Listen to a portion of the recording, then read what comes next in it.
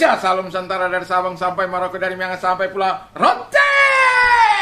Mantala iman kita, mantala kasih kita, mantala pengharapan kita tentunya dalam Yesus Kristus yang menjadi Tuhan dan Juru Selamat kita dan Juru Selamat dunia. Jangan katakan bahwa Yesus bukan Tuhan, jangan katakan pula bahwa Yesus bukan Juru Selamat. Dia adalah Tuhan, Dia adalah Juru Selamat kita. Walaupun di luar sana ada banyak orang berkata Yesus bukan Tuhan, Yesus bukan Juru Selamat. Tapi kalau engkau percaya, engkau akan diselamatkan. Engkau tidak percaya, engkau akan dihukum. Karena Yesus sudah berkata, akulah jalan dan kebenaran dan hidup, tiada seorang sampai kepada Allah kalau tidak melalui aku. Dan Rasul Petrus mengatakan, keselamatan tidak ada di dalam siapapun juga selain di dalam Dia Yesus. Karena di bawah kolong langit ini tidak ada nama lain yang diberikan kepada manusia yang olehnya kita dapat diselamatkan selain dalam nama Yesus. Karena begitu besar kasih Allah akan dunia ini sehingga Ia mengaruniakan anaknya yang tunggal. Siapa anaknya yang tunggal? Yesus. Supaya setiap orang yang percaya kepadanya tidak binasa, melainkan beroleh hidup yang kekal. Dan doa dan harapan saya, kita memilih yang terbaik sehingga kita memperoleh keselamatan dari Tuhan. Puji nama Tuhan. Dan saya mengucapkan selamat pagi, selamat hari Minggu, selamat kita beribadah kepada Tuhan. Kita mungkin sudah siap-siap untuk berangkat ya, untuk ke gereja dimanapun kita berada di seluruh tanah air atau di mana sajalah ya yang dapat dijangkau oleh internet ini. Puji nama Tuhan, dan semoga kekuatan Tuhan, kekuatan firman, kekuatan Roh Kudus, kekuatan iman, kekuatan doa menyertai setiap kita. Puji nama Tuhan, dan mari kita berdoa. Terima kasih Tuhan, biarkan kami selalu waspada dan berjaga-jaga dalam hidup ini. Dalam nama Yesus, haleluya. Amin. Puji nama Tuhan, saya akan membaca satu ayat, 1 Petrus 4 ayat yang ke-7, demikian bunyi firman Allah. Kesudahan segala sesuatu sudah dekat, karena itu kuasailah dirimu dan jadilah tenang supaya kamu dapat berdoa. Haleluya. Jadi dalam kehidupan kita sebagai orang yang percaya, Alkitab mengatakan supaya kita waspada dan berdoa. Tema kita adalah waspada dan berdoa. Mengapa kita perlu waspada dan berdoa? Dari ayat yang kita baca tadi, kita dapat menarik kesimpulan 3 hal yang bisa kita tarik dari situ. Yang pertama dikatakan bahwa kesudahan segala sesuatu sudah dekat. Jadi karena kesudahan segala sesuatu sudah dekat, iblis dengan segala pasukannya akan dikerahkannya habis-habisan untuk mempertaruhkan reputasinya sebagai pendekar yang paling jahat dan pendekar yang paling sakti di muka bumi ini. Sehingga setiap orang-orang yang dapat ditelannya, yang dapat dilulurnya, akan dia telan, tidak peduli dia orang percaya, tidak peduli dia hamba Tuhan, dia tidak peduli pelayan Tuhan, tidak peduli siapapun dia. Karena kesudahannya sudah dekat.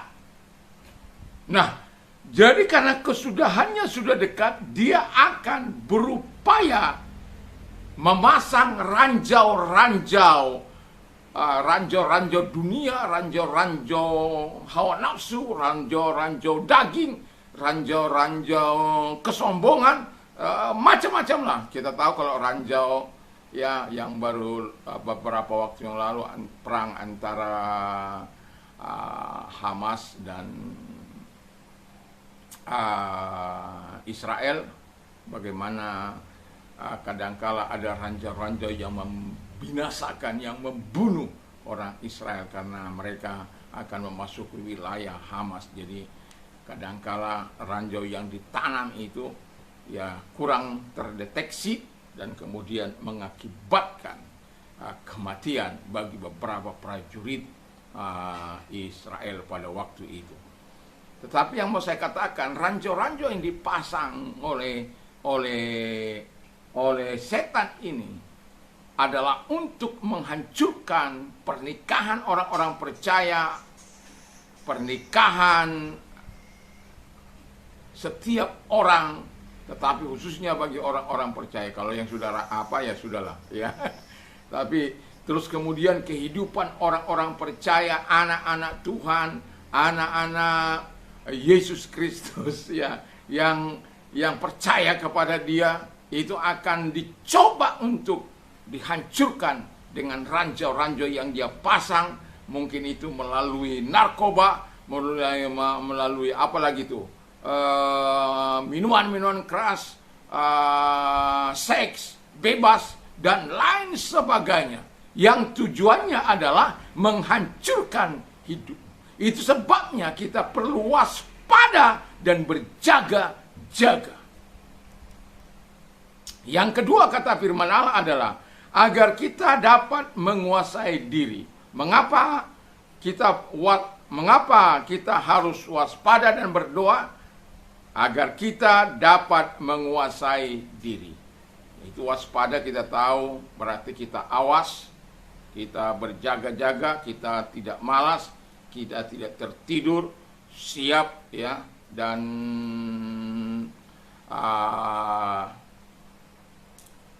mengendalikan diri kita. Jadi kita menguasai diri, kita tidak akan menyerahkan diri kita ini kepada hawa nafsu, daging, kesombongan, keinginan mata, keangkuhan hidup, dan lain sebagainya. Kita menguasai diri untuk sesuatu yang jauh lebih penting, ya, yaitu kehidupan yang kekal yang Tuhan berikan kepada kita. Dan itu sebabnya menguasai diri bukan sesuatu yang mudah. Kalau dengan kekuatan engkau tidak akan bisa menguasai dirimu. Karena setan begitu kuat, dia sudah berpengalaman menghancurkan keluarga Adam di Taman Eden. Dia sudah berpengalaman menghancurkan anak-anak Adam, yaitu Hawa, anak-anak Adam, Kain dan Habel, di mana Habel dibunuh oleh saudaranya itu Kain, oleh karena iri, ya. Karena persembahannya diterima oleh Tuhan. Jadi yang mau saya katakan adalah waspadalah dan berjaga-jaga. Di akhir zaman ini, kalau kita baca dalam 2 Timotius 3 ayat 1 sampai seterusnya, sampai ayat 8 itu, di mana orang kita hidup di akhir zaman, orang-orang mencintai uang, tidak tahu berterima kasih, tidak menghormati orang tuanya, tidak taat, tidak tahu berterima kasih, tidak hidup dalam kekudusan, hidup dalam pemberontakan, brutal, sadis, beribadah tetapi tidak menikmati kuasa ibadah itu, dan mencerat orang-orang yang dapat dicerat, dan iman mereka tidak bertumbuh, dan banyak lagi. Dan itu sebabnya kita perlu menguasai diri supaya kita diterima oleh Tuhan. Dan yang ketiga, agar kita dapat tenang, ya. Jadi mengapa kita perlu waspada dan berjaga-jaga? Agar kita dapat tenang, sehingga kata firman Allah tadi yang kita baca, sehingga kita dapat berdoa, ya, berdoa. Saya mau katakan berdoa pagi itu sangat-sangat penting. Yesus memberikan teladan bagi kita. Nanti jam ibadah pagi saya akan menyampaikan manfaat doa pagi bagi orang-orang percaya. Tapi saya tidak di situ. Tapi saya mau hanya ingatkan kita bahwa ada manfaat doa pagi itu. Mengapa Yesus sangat berdoa pagi-pagi? Itu kita bagi orang-orang yang berdoa pagi itu adalah orang-orang yang siap untuk berperang. Itu bukan bagi orang-orang yang abal-abal. Bayangkan kita bangun jam 4, jam 5, dan kita berdoa baik secara pribadi bersama keluarga dan lain sebagainya. Dan itu sangat penting karena apa? Kita memulai hari kita. Kita tidak tahu apa yang terjadi ke depan kita. Tapi kalau 1 jam Anda gunakan bersama dengan Tuhan, atau 2 jam atau 3 jam bersama dengan Tuhan, maka waktu-waktu selanjutnya Anda menguasainya. Karena apa? Anda disertai oleh Tuhan. Mengapa Yesus bangun pagi-pagi sekali? Dia mempersiapkan dirinya untuk pelayanan Bangun pagi-pagi. Kita sebagai orang percaya terkadang terlalu enak. Ya. Yesus saja melakukan, tapi kita terlalu enak. Bangun jam 5 pun udah berat. Jangankan jam 5, jam 6 pun sudah berat. Ya. Saya kagum kepada teman saya, walaupun saya bangun jam 4 ya. Ya.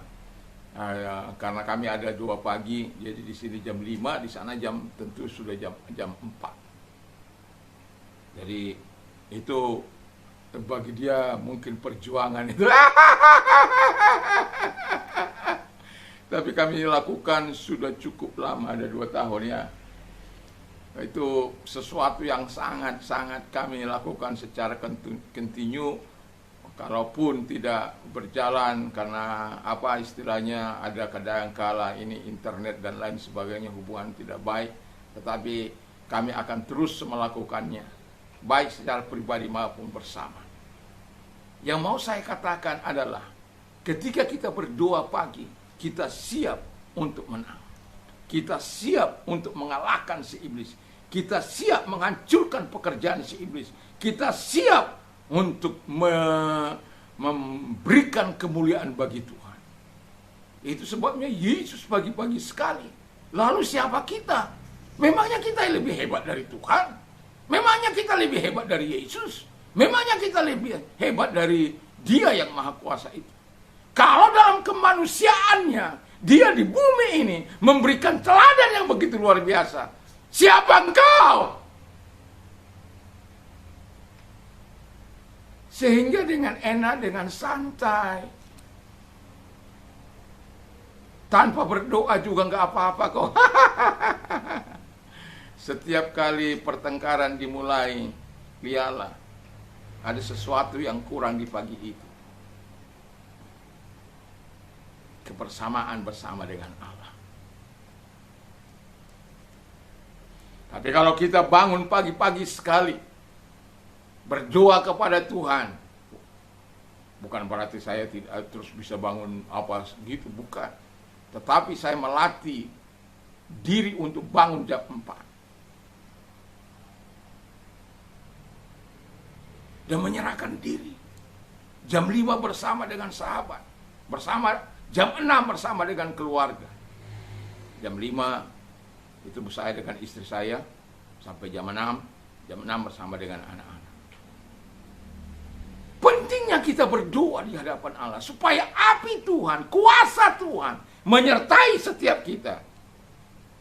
Nah, ketika kita berdoa, kita bisa memuji Tuhan, kita bisa menyembah Tuhan, mengekspresikan rasa kekaguman kita, kecintaan kita kepada Tuhan. Kita bisa merenungkan firman Allah sehingga kita bertindak hati-hati sesuai dengan firman yang kita baca itu.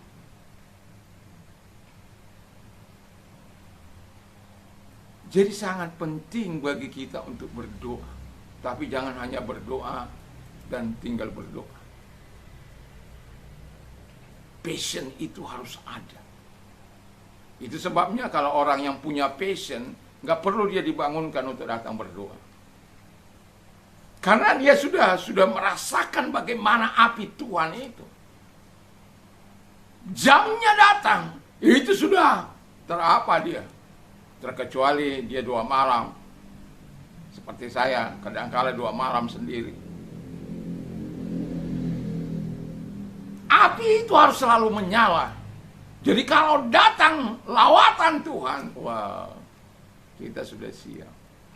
Kita ada orang kerasukan, kita siap. Ada orang sakit, kita siap. Kita sakit pun kita siap untuk menumpahkan tangan atas diri kita. Waspadalah dan berjaga-jagalah. Waspadalah dan berjaga-jagalah. Supaya apa? Engkau menang. Ini sudah akhir zaman. Tapi saya mau katakan kepada kita, jangan takut. Kita persiapkan diri kita saja. Walaupun ada waktunya Tuhan, saya katakan ya, waktunya Tuhan itu banyak juga apa yang mendengarkannya. Di mana ada special time yang kita sediakan, pagi kah, siang kah, malam kah, yang secara kontinu kita dapat lakukan. Tetapi saya mau katakan yang paling spesial time itu adalah di pagi hari. Kenapa? Disitulah mulainya kita memulai meminta tenaga, kekuatan, kesehatan daripada Allah dalam menjalankan hari-hari kita. Di situ kita boleh bersapaan dan lain sebagainya. Karena dengan jelas firman Allah setelah kita menguasai, lalu kita dapat tenang, di situ kita dapat berdoa. Kalau kita gerusa-gerusu, bagaimana kita bisa dapat berdoa? Kalau kita khawatir, cemas, bagaimana kita dapat berdoa? Tenang di dalam hadirat Tuhan. Tenang di dalam kuasa Tuhan. Tenang saat kita berdoa di hadapan Tuhan. Sehingga segala kekuatan dunia dan kekuatan setan kita dapat kalahkan, dan segala sesuatu dengan kuasa Allah kita dapat taklukkan. Dan saya mau katakan, dalam kehidupan ini yang sangat penting itu, mari kita hidup untuk taat dan menyenangkan dan melakukan kehendak Allah sepanjang umur hidup kita, sehingga kewaspadaan kita memberikan manfaat bagi kita dan bagi orang lain. Mari kita berdoa. Terima kasih Tuhan, kiranya api Tuhan, api doa senantiasa menyertai setiap kami, sehingga kami adalah orang-orang yang suka berdoa di dalam nama Yesus Kristus. Terima kasih. Kami juga berdoa bagi engkau yang sakit, apapun sakit penyakitmu, jangan takut, jangan cemas. Tuhan mampu menjamah engkau saat ini juga saat engkau percaya. Dan kalau engkau sakit, taruh di tempat yang sakit dan satu mengarah kepada Tuhan dan percaya. Kita berdoa bersama. Tuhan Yesus, kami datang kepadamu, merendahkan hati di hadapanmu, dan engkau datang kepada mereka karena engkau tidak mengenal jarak, ruang maupun waktu. Dan ada orang-orang yang sedang beriman di luar sana, Bapa di surga, yang sedang menantikan uluran tanganmu. Di dalam nama Yesus, segala sakit penyakit yang mereka derita, aku perintahkan apapun sakit penyakit mereka keluar. Dan oleh bilur Yesus, engkau sembuh. Oleh kuasanya engkau sembuh. Terima kasih. Bagi engkau yang mengalami persoalan dalam hidupmu yang beban berat, Alkitab mengatakan, marilah kepadaku hai kamu yang letih lesu dan beban berat, aku akan memberikan kelegaan bagimu. Kalau engkau orangnya, angkat kedua belah tanganmu, kita berdoa. Tuhan, lihat tangan yang diangkat kepadamu, kami berdoa agar engkau hadir kepada mereka, menolong mereka. Dan kalaupun Tuhan belum menjawab segala apa yang mereka butuhkan, firman-Mu engkau genapi bagi mereka, engkau memberikan kekuatan, dan engkau menyertai mereka saat kesesakan, saat dalam kesusahan, sebagaimana firman-Mu. Dan engkau juga yang berjanji, kalau kami dalam kesesakan berserulah, maka engkau akan menjawab. Kami berseru atas kehidupan mereka, agar engkau menolong mereka satu demi satu dalam kebaikan, dalam anugerah-Mu. Terima kasih, kami sungguh bersyukur, kami berterima kasih dalam nama Yesus, haleluya, amin. Selamat hari Minggu, selamat kita beribadah, dan kiranya Tuhan tetap memberkati kita untuk menyenangkan Tuhan di hari-hari ini. Tuhan Yesus memberkati. Mantap, mantap, mantap.